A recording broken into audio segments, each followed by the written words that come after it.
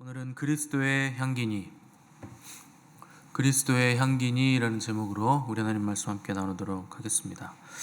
사도 바울은 자기를 공격한 대적자들과 그 대적자들에게 동화된 성도들을 용서했고, 또 성도들 또한 서로 용서하고 위로할 것을 권면하면서 순종과 용서를 통해서 서로 하나님 앞에 서라 하는 것을 당부를 했습니다.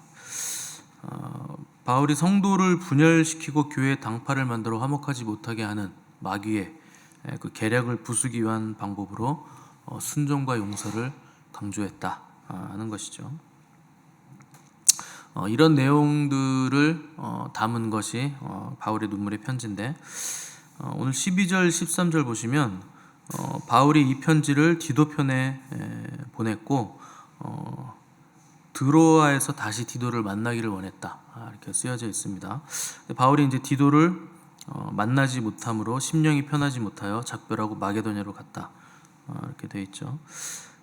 바울이 이제 원래는 가는 곳마다 복음을 전하기 때문에 드로아에 가서도 복음을 전하기를 원했는데, 거기서 이제 디도를 만나서 복음을 전하려고 했는데 그 만남이 어긋나는 바람에 복음을 전하지 못하고 그냥 마게도냐로 갔다 하는 겁니다. 왜 그냥 복음을 안 전하고 마게도냐로 갔는가? 바울은 굉장히 궁금하고 또 굉장히 불안함 가운데 있는 겁니다. 고린도 교회 성도들에게 눈물의 편지를 보냈는데 그 편지의 내용이 굉장히 강한 내용들, 책망도 있고 또 아픔도 있고 눈물로 쓴 편지이기 때문에 어떻게 보면 바울은 그 편지 보낸 것을 살짝 너무 무리하게 썼나 이렇게 걱정을 하고 후회하는 모습도 지금 가지고 있는 거죠. 눈물을 흘리며 쓴 것으로 봐서 바울이 이 편지를 밤에 쓴 것 같은데, 여러분들 밤에 편지를 쓰고 아침에 일어나서 보면 기겁하죠? 내가 어쩌다 이런 편지를 썼을까? 연애 편지가 특히 그런데 그 보내고 나면 굉장히 후회하는 편지가 되는데, 아마 바울도 내가 너무 강하게 썼다. 근데 물론 바울은 그 편지에 대해서 진심이었고 눈물로 썼기 때문에 이 눈물로 쓴 편지로 인해서 고린도 교회 성도들이 걱정이 되고 바울 자신도 어떤 반응이 올 것인가, 그러니까 걱정이 너무 많이 되는 바람에 디도를 빨리 만나고 싶었던 겁니다. 성도들의 반응은 어떤가, 내가 다시 고린도 교회를 갔을 때 성도들이 과연 나를 반갑게 맞아줄 것인가, 뭐 이런 염려들이 있었고, 그래서 디도를 만나기 원하는데 못 만나니까 이제 아무것도 손에 잡히지 않는 거죠. 그래서 드로아에서 복음을 전하지 않고 마게도냐로 지나쳐 갔다 이렇게 쓰고 있는 겁니다.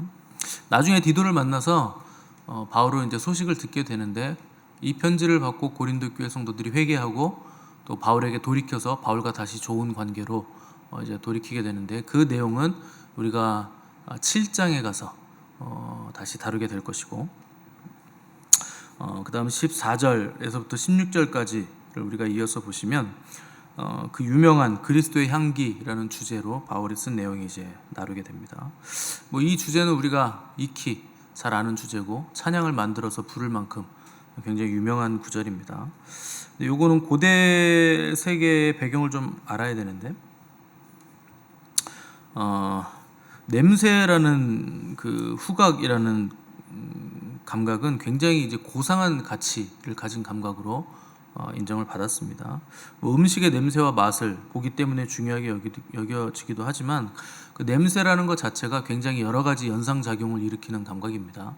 그래서 뭐 어떤 냄새를 맡으면 추억이 떠오르기도 하잖아요. 음식 냄새를 맡아도 그렇고, 향수 냄새를 지나가다가 맡았는데 예전에 헤어진 여자친구나 남자친구의 향수랑 같으면 그때 일이 생각나기도 하고, 그러니까 냄새라는 게 굉장히 이게 묘한 감정과 추억과 동화 작용을 일으키는 감각 기관이라는 거죠.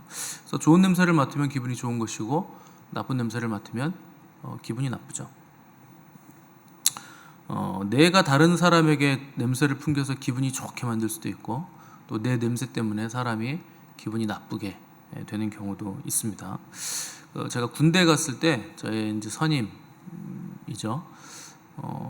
그 이제 말년 병장을 눈앞에 둔 분이 이제 선임 병장이 저를 이제 맡게 됐는데, 이분이 국어 선생님을 하다 오신 분이에요. 좀 늦게 오신 거죠, 군대를. 성품도 좋고 또 말도 아주 느긋하게 점잖게 하시고 또 뭐 선생님이기 때문에 아는 것도 많으시고 굉장히 좋은 분이었습니다. 이제 제가 이제 신병으로 딱 가니까 저도 뭐 일찍 간 게 아니고 늦게 갔기 때문에 동병상련이 있었는지 잘해주시더라고요. 너무나 좋은 분이죠. 똑똑하고 점잖고 인품이 훌륭한데 딱 한 가지 문제가 있어요. 흔히 말하는 암내가 굉장히 세게 이분이 발산이 되시는 분이었습니다. 다 좋은데 그 냄새 하나 때문에 옆에 있기 힘든 사람이 이분이에요. 그러니까 이게 냄새라는 게 뭐 아무것도 아니라고 생각하면 아무것도 아니지만 이게 심하게 나면 굉장히 이제 지독하게 사람들에게 각인되는 감각기관이라는 거죠. 근데 영적으로도 그런 사람들이 있습니다. 어떤 분들은 이제 처음에 만나면 향기가 나시는 분들이 있는데 어떤 분들은 이 시체 썩는 냄새, 영에서 그 시체 썩는 냄새 나시는 분들이 있어요. 그러니까 뭐 이제 처음 저를 찾아오시는 분들 중에 그런 분들이 간혹 계신데 뭐 냄새 난다고 말은 못 하잖아요. 그 영적인 냄새이기 때문에. 그러니까 죄악 중에 있으면 그런 겁니다. 그래서 이제 그런 냄새를 풍기는 분들이 있다. 그러니까 죄악에 노출되고 그 죄악 가운데 즐기고 있는 분들은 그런 냄새가 나더라 하는 거죠. 근데 자기는 모르죠. 왜냐하면 나는 그 냄새에 동화되어 있고 그 냄새가 나는 사람들과 같이 있으면서도 나도 그 냄새가 나기 때문에 영적으로 다른 사람들에게서 그런 냄새가 나도 모른다는 거죠. 예수님께서 이 땅에 계실 때 이제 귀신들을 많이 쫓아내셨는데 그 복음서를 잘 보시면 귀신 앞에 항상 붙는 수식어가 있죠. 더러운 귀신이라는 수식어가 붙습니다. 귀신은 더러운 거예요. 더럽다는 건 부정하다는 거죠. 여러분 성경을 잘 보시면 부정이라는 개념과 정의 개념이 있어요. 정해진다, 부정해진다. 그러니까 부정해지면 다시 정함으로 회복돼야 되는 어떤 일련의 과정들을 거치게 되어 있는데 그 부정의 강도가 세질수록 이 과정도 오래 거쳐야 됩니다. 근데 부정이라는 개념이 뭐냐면 죽음과 가깝다는 뜻이에요. 결국에는 따지고 보면 죽음과 가까워진다. 그래서 부정이 세다? 그럼 죽음과 훨씬 더 가까워졌다. 그래서 제일 큰 부정이 뭐냐면 시체에 닿는 거죠. 레위기 보시면 시체에 닿는 사람은 제일 오랫동안 정해지는 과정을 7일 이상을 겪어야 되고 그리고 몸에 어떤 것이 갑자기 난다. 집도 그렇고 몸도 그렇고 집에는 뭐 곰팡이일 것이고 몸에 어떤 종기라든가 특히 문둥병 같은 것들이 걸려서 몸에서 뭐가 생기면 제사장에게 가서 보이고 제사장이 이것을 없어지고 언제까지 다 낫더라도 언제까지 정함의 과정을 거쳐라. 몇 달이 걸릴 수도 있고 몇 년이 걸릴 수도 있습니다. 왜냐하면 그 몸에 뭐가 나는 건 되게 고치기가 힘든 상황이기 때문에 부정해졌다. 그러니까 시체에 가까워진다. 얘기를 하는 것이고 죽음에 가까워졌다는 거죠. 그래서 오늘 16절 보시면 바울도 지금 이 표현을 쓰는 거예요. 이 사람에게는 사망으로부터 사망에 이르는 냄새요 저 사람에게는 생명으로부터 생명에 이르는 냄새라. 자, 사망과 생명을 극명하게 지금 대조시키고 있죠. 그래서 부정한 것은 이제 사망 쪽으로 가는 것이고 정한 것은 생명 쪽으로 가는데 냄새에도 그런 정함과 부정이 있다. 사망이 있고 생명이 있다 하는 것이죠. 왜 이런 표현을 썼냐면 이 고대 로마인들이 그 정복 전쟁을 많이 다니는데 뭐 몇 달씩 전쟁을 가는 경우도 있고 몇 년까지도 원정을 가서 전쟁을 하는 경우도 있습니다. 근데 전쟁에서 승리하고 들어오는 로마 군대는 이제 퍼레이드를 하게 돼 있어요. 개선장군 퍼레이드를 하게 돼 있는데 이제 들어오면서 자기들이 이제 가지고 온 승리와 또 전리품들 그리고 전쟁에서 사로잡아온 노예로 쓸 포로들이 이제 맨 뒤에 그 개선 행렬에 따라오게 되어 있습니다. 근데 그 개선 행렬을 할 때 그 사람들이 몇 년씩 전쟁을 할 때 입었던 그 전투복을 그대로 입고 들어오게 되어 있는데 그 옷이 냄새가 굉장히 심합니다. 뭐 몇 달 몇 년씩 전투를 한 옷이니까 땀 냄새와 또 피 냄새가 얼마나 많이 배어 있겠습니까? 저는 이제 군악대를 갔다 왔기 때문에 굉장히 깔끔하고 깨끗한 부대거든요.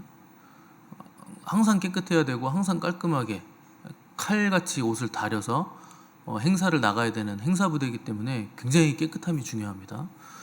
근데 이제 군악대니까 시끄러우니까 그 사단 본부 안에 있다가 우리 사단장님께서 시끄럽다 나가라. 그래가지고 이제 저희는 휴양소에서 살았거든요. 뭐 말 그대로 휴양소라는 건 노는 데입니다. 사병들이 힘든 훈련을 마쳤을 때 휴양소에 2박 3일간 들어와서 뭐 당구도 치고 게임도 하고 목욕도 하고 맛있는 거 먹고 과자도 먹고 그러고 놀다가 가는 곳인데 저희는 그런 데서 살았어요. 2년 동안. 이제 시끄러우니까 연습할 때 나팔 소리도 시끄럽고 북 소리도 시끄럽고 하니까 이제 거기서 살았는데 가끔 훈련을 받다가 잠깐 대기하는 훈련 중간에 대기하는 병사들이 이제 휴양소에 잠깐 들리거든요. 그러면 한 500m 밖에서부터 냄새가 나기 시작합니다.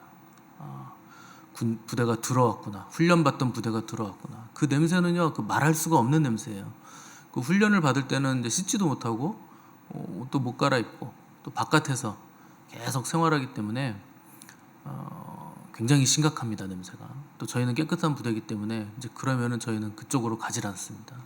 근데 로마 병사들은 훨씬 더 심한 거예요. 훈련이야 훈련이니까 피 냄새도 안 나고 땀도 뭐 그렇게 많이 안 흘리는데 이 사람들은 전쟁을 한 사람들이잖아요, 몇 년 동안. 그러니까 피와 땀과 완전히 얼룩 범벅이 된 냄새가 난다는 거죠. 그래서 이 악취를 개선 행군에서 들어올 때 이 군대의 악취를 없애기 위해서 그 중간에 이제 가마가 있고 거기다 솥을 놓고 수레에서 거기서 이제 향을 계속 태웁니다. 그래서 그 향을 없애는 거죠. 그래서 이 향이 이제 온 성 안에 퍼지기 시작하면 이제 승리의 개선하는 향이기 때문에 온 동네가 이 향 냄새로 가득 했다고 전해집니다. 그래서 이 냄새가 승리한 로마 군대에게는 승리의 향이죠. 그리고 생명의 향이고 그리고 많은 전리품을 나눠 가질 수 있기 때문에 이제 풍요와 생명의 향기로 인식이 됐다는 겁니다. 문제는 맨 뒤에 따라오고 있는 포로들이에요. 이 냄새가 나기 시작하면서 개선 행렬이 시작되게 되면 이제 로마에 들어가는 겁니다. 로마 안으로 들어가면 이들은 이제 포로가 됐으니까 노예로 전락하거나 검투사가 돼서 생을 마감하거나 아니면 뭐 처형을 당하거나 뭐 여러 가지 일들이 생겨나게 될 텐데 이 향이 나기 시작하면 이들에게는 이것이 생명의 냄새가 아니고 사망의 냄새였다 하는 것이죠. 패배의 향기고 죽음의 향기였다는 거예요. 그래서 지금 바울은 이 로마의 개선 행렬의 향이 주는 두 가지 극단을 지금 말하면서 어떤 사람에게는 사망의 향기지만 또 저 사람에게는 생명의 향기라 하는 비유를 들고 있는 겁니다. 복음도 마찬가지죠. 예수 그리스도의 복음은 복음을 받아들이고 거기서 진리를 찾은 사람들에게는 생명의 향기죠. 근데 복음을 거부하고 또 복음을 전하는 자들을 핍박하는 자들에게는 이것은 사망의 향기가 된다. 이 복음이 그를 심판할 것이기 때문에 복음의 향기가 그에게는 사망의 향기가 되는 것이라 하는 걸 설명하는 겁니다. 주님은 요한복음에서 살리는 것은 영이니 육은 무익하다 이렇게 말씀하시죠. 육적인 사람들에게 복음은 사망의 향기고 영적인 사람들에게 복음은 생명의 향기라 하는 겁니다. 그래서 내가 너희에게 이른 말이 영이요 생명이라 이 말씀을 덧붙이셨죠. 그래서 우리에게 생명을 주는 것은 뭐냐? 예수 그리스도의 말씀이 우리에게 영적이고 또 영원한 생명을 우리에게 준다는 겁니다. 그래서 사람이 육적으로 살면 또 혼적으로 살면 생명으로 살아나는 게 아니고 갈수록 부정해지고 사망에 가까워지게 되는 겁니다. 그래서 내가 내 생각으로 육적으로 계속 삶을 살면 갈수록 허무해지고 초조해지고 갈수록 점점 밑바닥이 드러나죠. 그래서 점점 앙상해지죠. 근데 영으로 인도받는 삶, 하나님의 말씀으로 인도받는 삶을 살게 되면 환경과는 상관없이 점점 풍성해지고 점점 은혜가 넘치고 충만해지는 삶을 살게 되는 겁니다. 그래서 우리가 먼저 구해야 할 것이 뭐냐? 하나님의 나라와 하나님의 의를 먼저 구해야 된다 하는 것이죠. 육적이고 혼적인 것들이 아예 필요 없는 게 아닙니다. 사람은 육과 혼과 영이 온전히 다 갖춰져 있어야 온전한 사람이 되는 거예요. 여러분이 영혼만 있고 육이 없으면 사람이라고 할 수 없죠. 온전한 사람이라고 할 수 없습니다. 근데 영혼이 없고 육만 있으면, 근데 움직이면 그건 뭐 좀비인가요? 이상한 사람인 거죠. 온전한 사람이 아닌 거죠. 그래서 예전에 정신이 좀 없는 애들한테 선생님들이 저 넋 빠진 녀석 뭐 이런 얘기를 하잖아요. 넋이라는 게 뭡니까? 그 혼이에요. 그 혼이 나갔다, 정신이 나갔다, 빠졌다 뭐 이런 표현을 한 거죠. 그러니까 사람은 하나님께서 지으실 때 육과 혼과 영 이것이 온전하게 조화가 되는 존재로 만드셨기 때문에 하나라도 결핍되면 온전한 사람이 될 수 없는 거죠. 그래서 천국에 있는 사람들이 제일 부러운 존재가 누구겠습니까? 여러분 상식적으로 생각해 봤을 때 예수님이에요. 부활체잖아요. 자기들은 육이 없어요. 현재 영혼만 올라갔잖아요. 육이 부활해야 온전한 인간이 되는 것인데 아직 그때가 되지 않았기 때문에, 부활의 때가 되지 않았기 때문에 부활체를 입은 유일한 분 예수님이 가장 부럽고, 그 다음에 또 누가 부럽겠습니까? 에녹 형님하고 엘리야 형님이 부럽겠죠. 육이 올라가 있으니까. 그분들은 육을 가지고 올라갔을 거 아니에요. 그래서 어떻게 존재하는지 모르겠지만, 아직 부활체는 아니겠지만 아무튼 그분들도 육이 있으니까 부러움의 대상이 되겠죠. 그런데 먼저 우리가 추구해야 될 것은 뭐냐? 영적인 걸 먼저 추구해야 된다는 겁니다. 그래야 질서가 잡히는 거예요. 그래서 먼저 그의 나라와 그의 의를 구하라 하는 것은 순서가 있다. 그리고 우선순위가 있다. 이것이 가장 중요하다. 이게 되지 않고 나머지 것 아무리 추구해봐야 다 무너진다. 그래서 이걸 먼저 세워라 하는 것이 먼저가 가지고 있는 의미죠. 그래서 교회 다닌다고 해서 저절로 영적인 사람이 되는 거 아닙니다. 우선순위를 잘 설정해서 먼저 그것을 행하는 사람이 영적인 사람이 되는 거예요. 그렇게 하지 않고 여러분 주변을 잘 보시면, 뭐 교회 안에서 보시면 예수님도 믿고 성령 체험도 하고 많이 한 사람인데 삶을 사는 거 보면 여전히 육적인 사람 얼마든지 있습니다. 많아요. 왜 그러냐? 하나님께서 우리에게 자유를 주셨기 때문에 그 자유로 내가 무엇을 선택하느냐에 따라서 그의 삶이 영적인 삶이 될 수도 있고 육적인 삶이 될 수도 있는 거죠. 그래서 여러분들이 매일 새벽 예배 나오시는 거, 또 주일 성수하시고 봉사하고 헌신하고 또 경배하시는 거, 그게 먼저 하나님 나라와 그분의 의를 구하는 삶이에요. 그래서 이런 선택을 하는 사람은 영적인 삶을 살게 되죠. 갈수록 영이 더 명확해지고 형체가 더 명확해지게 되는 거죠. 그래서 하나님은 모든 사람에게 공평하게 주신 게 있어요. 그 시간입니다. 다 공평하게 주어진 거예요. 그래서 이 시간 속에서 우리가 어떠한 삶을 선택하느냐, 그거에 따라서 영적으로 될 수도 있고 육적으로 변할 수도 있는 거죠. 그래서 세상 쪽으로 분주하게 쫓아다니는 사람은 세상에게 자기를 다 뺏기게 돼 있습니다. 다 사라지는 거예요. 허무하게 다 없어지는 거죠. 근데 하나님 나라와 그분의 의를 구하는 사람은 다 얻게 돼 있어요. 충만하게 돼 있어요. 갈수록 그 충만함이 형체화가 더 명확해지게 돼 있는 겁니다. 그래서 이런 사람들은 주변 환경이 아무리 정신없어도 주변 환경에 마음을 뺏기지 않죠. 그 태풍의 눈 안에 들어가 있는 것과 같은 거죠. 근데 주변부에서 있는 사람들은 태풍에 다 휩쓸립니다. 태풍의 주변에 있는 사람은 다 휩쓸려 날아가는 거예요. 근데 그 중심부까지 깊숙이 태풍의 눈까지 들어가는 사람은 거기는 고요하죠. 바람도 불지 않고 햇빛이 쨍하게 내리쬐고 있죠. 그 태풍의 가운데는. 그게 태풍의 눈이라는 거예요. 근데 그 중심부까지 못 들어가는 사람, 애매한 사람들, 그런 사람들은 다 휩쓸려 날려가게 된다는 거죠. 그래서 여러분들이 태풍의 주변부에 머물러 있다 하면 자기가 알아요. 마음에 근심이 있고 요동하고 늘 평안이 없고 눌리고, 그런 분들은 빨리 중심부까지 그냥 뛰어 들어가셔야 돼요. 그래야 마음에 평안이 있고 안식이 있는 겁니다. 그래야 주님의 생명력이 내 안에서 역동적으로 움직이고 그리스도의 향기가 내 안에서 발산이 된다는 거죠. 다 같은 하나님 믿습니다. 다 같은 구세주 예수 그리스도가 있고, 다 같은 성령님이 우리 안에 계시고, 다 똑같은 성경 읽어요. 그리고 다 똑같이 공평하게 24시간을 부여받죠. 근데 어떤 사람은 생명의 향기로 충만한데, 어떤 사람은 똑같이 교회 다니는데 사망의 냄새가 나는 사람들이 분명히 있더라는 겁니다. 그래서 내가 무엇을 선택하느냐에 따라 달라지는 겁니다. 자, 17절 보시면 우리는 수많은 사람들처럼 하나님의 말씀을 혼잡하게 하지 아니하고 곧 순전함으로 하나님께 받은 것 같이 하나님 앞에서와 그리스도 안에서 말하노라. 여기 혼잡하게 한다는 단어가 카펠리오라는 헬라어인데 이게 무슨 말이냐면 물을 탄다라는 뜻이에요.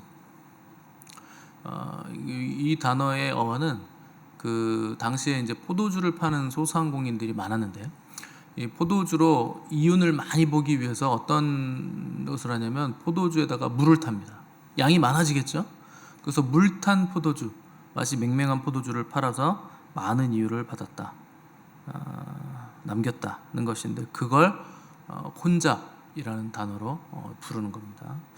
그리고 초대교회 시대 하나님의 말씀 복음에 물을 탄 거짓 선지자들이 많았다는 겁니다. 근데 바울이 그런 공격을 받았다는 거예요. 저거 거짓 사도 아니냐? 거짓 선지자 아닌가? 하는 짓을 봐서 아무리 봐도 거짓 같은데, 거짓 사도 같은데, 그럼 전하는 메시지도 분명히 거짓일 것이다. 뭐 이런 공격을 받았다는 거죠. 바울은 아니다. 나는 말씀을 혼잡하게 하는 물탄 복음을 전하는 사람이 아니고 나는 예수 그리스도에게서 직접 내가 받은 복음이 있고 계시가 있다. 나는 너에게 받은 그것에 물을 타지 않고 있는 그대로 너에게 전했다 하는 것을 강조하는 거죠. 뭐 요새도 그런 경우가 많지 않습니까? 과일이나 고기 같은 거 살 때 이렇게 뭐예요? 덮는 거 랩으로 잘 덮는데 짱짱하게 덮잖아요. 열어보지도 못하게. 위에는 굉장히 좋은데 위에 거 싹 걷어내고 밑에 거 보면 못생긴 애들 많죠. 그리고 좀 멍이 들었거나 하자가 있거나 크기도 작고 뭐 이런 것들이 많은데 그게 혼잡입니다. 그 복음에도 물을 타서 혼잡하게 만드는 경우가 많다는 거예요. 그래서 사람들 듣기 좋게 또 보기 좋게 치장하고 덧붙이거나 아니면 받아들이기 쉽게 복음을 빼거나 하는 사람들이 많다는 거죠. 그래서 그런 복음으로는 구원을 이룰 수 없고 생명을 줄 수도 없고 영혼을 변화시킬 수도 없는 거죠.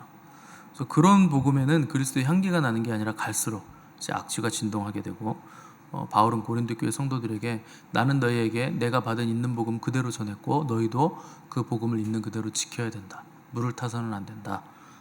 미혹되지 말아라. 그리고 순전한 복음을 지켜라 하는 것을 당부하는 셈인 거죠. 여러분들도 순전한 복음을 지키시기 바랍니다. 그 미혹의 시대이기 때문에 여러 가지 물탄 복음들이 마치 복음인 양 우리를 미혹하고 많은 사람들이 이래도 괜찮다 저래도 괜찮다 하나님 다 이해해 주신다 감안해 주신다 이런 식으로 물을 탑니다. 그런 거에 속으시면 안 돼요. 복음은 그렇게 다 이해하고 그냥 다 익스큐즈 해주고 그냥 이것도 좋고 저것도 좋고 그런 게 복음이 아닙니다. 그게 하나님의 선하심이 아니에요. 하나님의 선하심은 죄에 대한 보응이 선행되는 겁니다.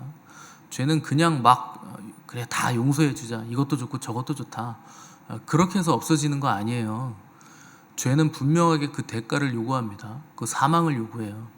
아주 작은 죄라도 사망을 요구하기 때문에 그 죽음을 통해서 반드시 이 죄는 보상을 하게 되어 있습니다.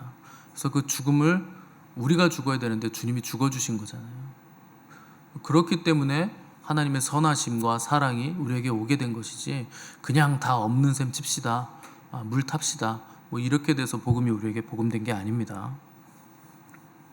그래서 이 복음은 선명해져야 되고 선명할 때 선명한 향기가 나게 되어 있는 겁니다. 여러분들이 담배 연기 자욱한 곳에 들어갔다 나오면 내가 담배 안 폈는데 마치 내가 담배 핀 것 같은 냄새가 나게 되어 있고 모닥불 있는 곳에 갔다 오면 장작 태운 냄새가 내 몸에서 나게 되어 있죠.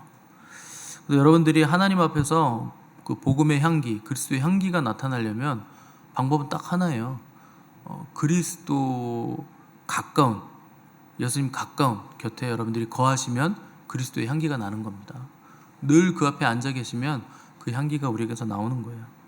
그래서 어떻게 하든지 우선순위를 하나님과 가까운 시간, 가까운 자리에 가 앉아 있는 것에 우선순위를 두셔야 그 시간을 많이 가지셔야 그분의 향기가 우리에게 배이는 거죠.